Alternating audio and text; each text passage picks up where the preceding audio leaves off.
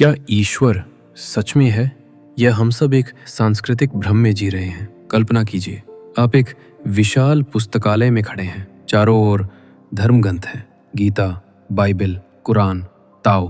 हर किताब कहती है ईश्वर है, लेकिन एक कोना है जहां एक किताब रखी है जिसका शीर्षक है द गॉड डिल्यूजन।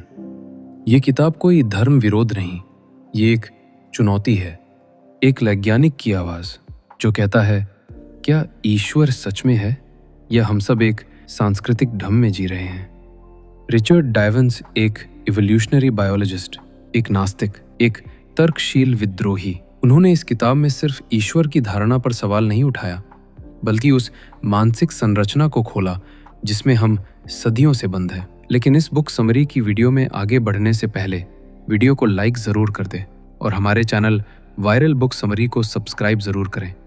लेकिन साथ में ही आप सबके मन में ये सवाल जरूर होगा कि ये किताब हमारे लिए क्यों जरूरी है। क्योंकि ये हमें सोचने पर मजबूर करती है, क्योंकि ये हमें बताती है कि ब्लाइंड फेथ कोई पुण्य नहीं, ये एक मानसिक जड़ता है। डॉकिंस कहते हैं faith is belief in spite of, even perhaps because of the lack of evidence. और यही है इस किताब की आग। ये तर्क की मशाल लेकर उस अंधेरे में उतरती है जहां सदियों से सवाल पूछना मना था। ये सिर्फ एक किताब का सार नहीं है, ये एक मानसिक यात्रा है। ये आपको आपके विश्वासों से नहीं लड़ाता, बल्कि उन्हें परखने की हिम्मत देता है। अगर आप तैयार हैं अपने विचारों को चुनौती देने के लिए, अगर आप तैयार हैं तर्क की आग में उतरने के लिए, तो यह वीडियो आपके लिए है। कल्पना कीजिए, आप एक विशाल ब्रह्मांड में खड़े हैं, तारों की अनगिनत रेखाएं, गैलेक्टिक तूफान और एक सवाल, क्या ये सब किसी ने बनाया है?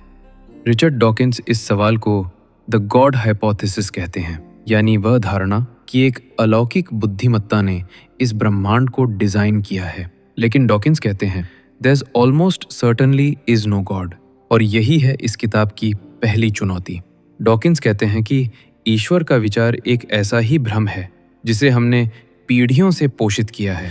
अगर एक व्यक्ति भ्रम में जीता है तो उसे पागल कहते हैं। अगर पूरी सभ्यता उसी भ्रम में जीती है तो उसे धर्म कहते हैं। रिचर्ड डॉकिंस की किताब द गॉड डिल्यूजन का पहला चैप्टर एक सीधा सवाल उठाता है, क्या ईश्वर सच में है या ये सिर्फ एक सांस्कृतिक कल्पना है जिसे हमने पीढ़ियों से पोषित किया है। डाइविनस इस विचार को द गॉड हाइपोथेसिस कहते हैं, यानी वह धारणा कि ब्रह्मांड की जटिलता और जीवन की सुंदरता किसी अलौकिक बुद्धिमत्ता की रचना है। लेकिन डाइविनस इस धारणा को एक भ्रम मानते हैं, एक ऐसा विश्वास जो बिना प्रमाण के बना है और विरोधी प्रमाणों के बावजूद टिका रहता है। वह कहते हैं कि अगर हम किसी चीज को नहीं समझते तो हम उसे ईश्वर कहकर छोड़ देते हैं, और यही है गॉड ऑफ द गैप्स का सिद्धांत, जहां ज्ञान की कमी को ईश्वर से भर दिया जाता है। लेकिन जैसे जैसे विज्ञान आगे बढ़ता है, ये गैप्स भरते जाते हैं और ईश्वर की जरूरत कम होती जाती है। डार्विन का सिद्धांत नेचुरल सिलेक्शन हमें ये समझाने के लिए पर्याप्त है कि जीवन की जटिलता किसी डिजाइनर की नहीं, बल्कि एक अंधी प्रक्रिया की देन है। वह कहते हैं कि अगर हम किसी कॉम्प्लेक्स चीज को समझने के लिए एक और कॉम्प्लेक्स एंटिटी को मान लेते हैं तो हम तर्क के विरुद्ध जा रहे हैं। डॉकिंस इस बुक में ये भी दिखाते हैं कि हमारा विश्वास अक्सर हमारे जन्म स्थान पर निर्भर करता है। अगर आप भारत में पैदा हुए हैं तो शायद आप हिंदू होंगे, अगर सऊदी अरब में तो मुस्लिम, और अगर इटली में तो कैथोलिक। तो क्या हमारा विश्वास सच है या सिर्फ एक सांस्कृतिक विरासत? यही सवाल इस बुक की आत्मा है। डॉकिंस कोई उत्तर नहीं देते, वो सवाल उठाते हैं, और यही इस किताब की सबसे बड़ी ताकत है। ये आपको सोचने पर मजबूर करती है, डरने पर नहीं। ये चैप्टर एक मानसिक दरवाजा खोलता है जहां आप अपने विश्वासों को परख सकते हैं, उन्हें चुनौती दे सकते हैं, और शायद पहली बार ये पूछ सकते हैं, क्या मैं जो मानता हूं वो सच है या सिर्फ सिखाया गया है। रिचर्ड डॉकिंस की दृष्टि में धर्म कोई दिव्य उपहार नहीं, बल्कि एक मनोवैज्ञानिक और सांस्कृतिक विकास है, एक ऐसा एवोल्यूशनरी बाय प्रोडक्ट जो इंसान की जिज्ञासा, भय और सामाजिक संरचना से जन्मा है। 2 में डॉकिंस ये सवाल उठाते हैं, कि आखिर इंसान ने ईश्वर की कल्पना क्यों की।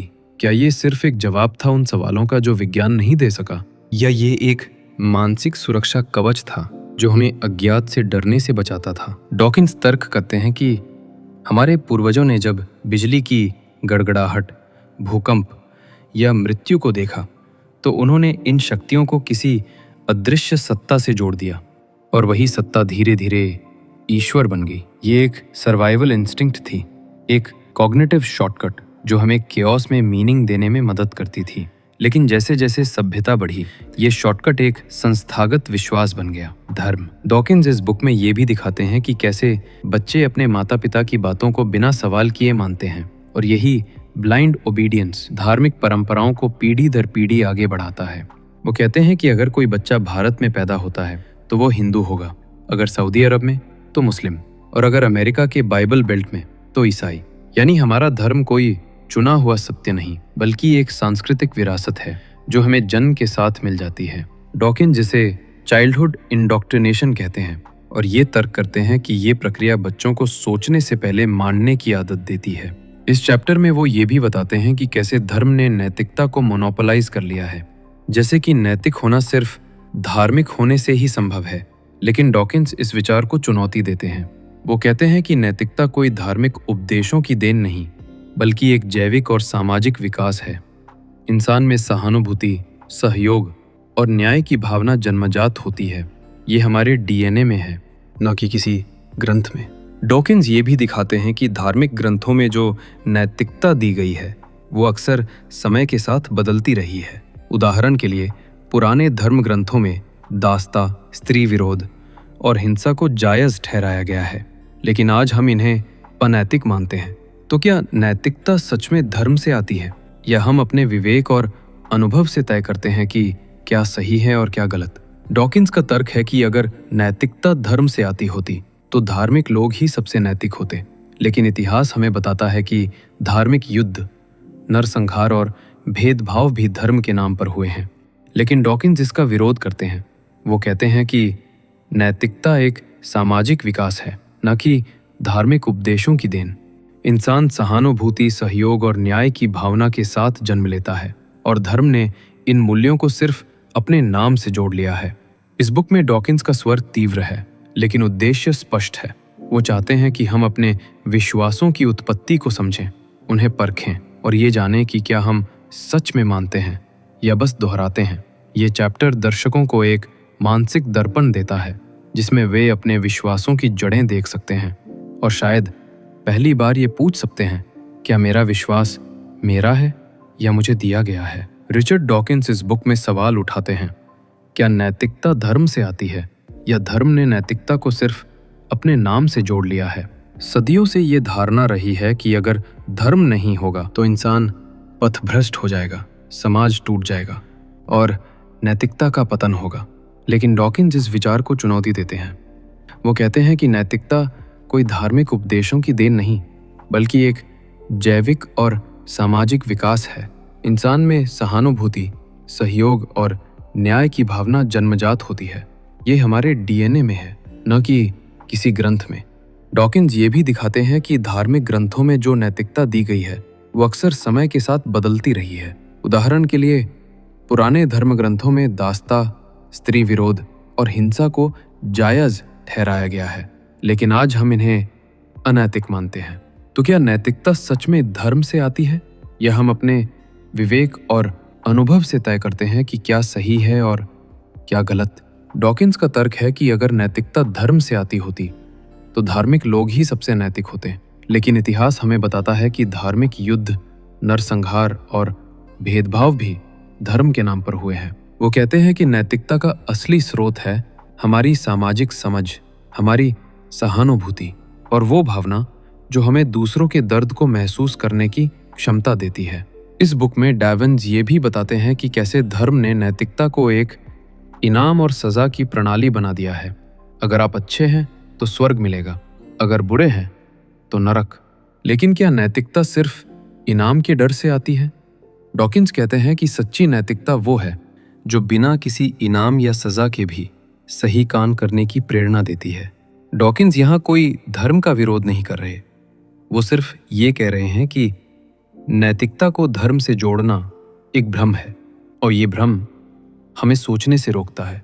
ये भाग एक मानसिक खिड़की खोलता है जहां आप देख सकते हैं कि नैतिकता कोई धार्मिक संपत्ति नहीं बल्कि एक मानवीय शक्ति है।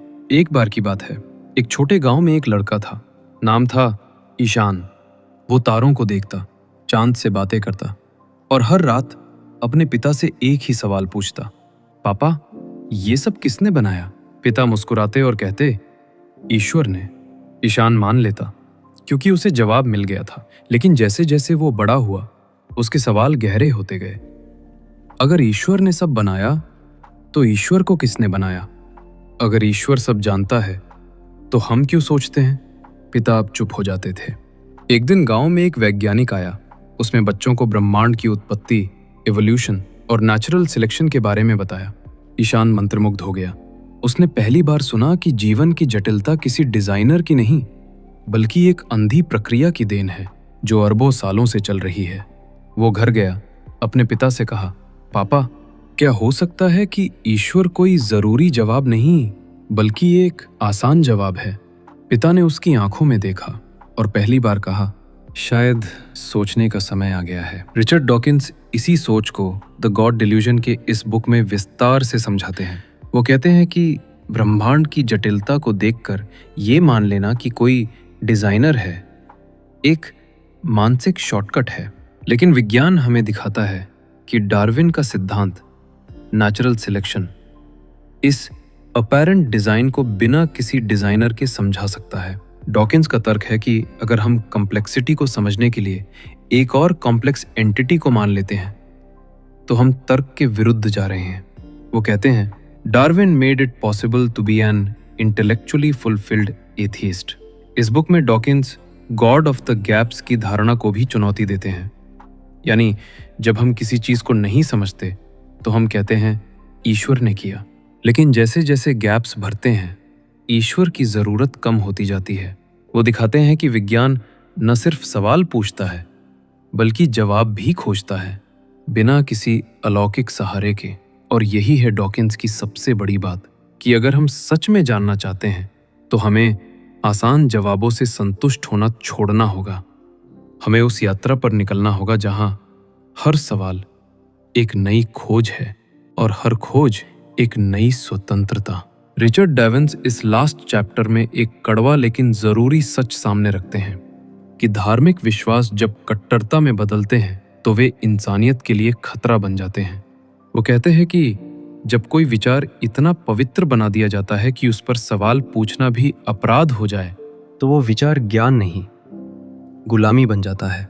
डॉकिंस धार्मिक युद्धों, आतंकवाद और बच्चों को धार्मिक पहचान से बांधने की प्रवृत्ति को उदाहरण बनाकर दिखाते हैं कि कैसे धर्म जब तर्क से ऊपर रखा जाता है तो वो विभाजन और हिंसा का कारण बनता है। वो ये नहीं कहते कि हर धार्मिक व्यक्ति कट्टर होता है, बल्कि ये दिखाते हैं कि कट्टरता तब जन्म लेती है जब विश्वास को सोच से ऊपर रखा जाता है। इस बुक का सार यही है कि अगर हम एक बेहतर, शांतिपूर्ण समाज चाहते हैं तो हमें विश्वास के साथ साथ सवाल पूछने की हिम्मत भी रखनी होगी। तो दोस्तों, हमने आज एक ऐसी किताब की यात्रा की जो ना तो ईश्वर को गाली देती है, ना ही आस्था का मजाक उड़ाती है, बल्कि वो हमें एक आईना देती है जिसमें हम अपने विश्वासों को देख सकते हैं, परख सकते हैं और शायद पहली बार उनसे सवाल कर सकते हैं। द गॉड डिल्यूजन कोई उत्तर नहीं देता, ये सवालों की मशाल है। ये हमें बताता है कि अगर हम सच में जानना चाहते हैं तो हमें आसान जवाबों से संतुष्ट होना छोड़ना होगा। हमें उस यात्रा पर निकलना होगा जहां हर विचार एक चुनौती है और हर चुनौती एक नई स्वतंत्रता। अगर इस वीडियो ने आपके भीतर कुछ हिलाया है, कुछ तोड़ा है या कुछ नया बनाया है तो इसे लाइक ज़रूर करें, अपने दोस्तों के साथ शेयर करें और हमारे चैनल को सब्सक्राइब करें ताकि हम साथ मिलकर हर किताब, हर विचार और हर भ्रम को चुनौती दे सकें। बेल आइकन दबाएं क्योंकि अगली वीडियो में हम फिर उतरेंगे एक नई किताब, एक नई सोच,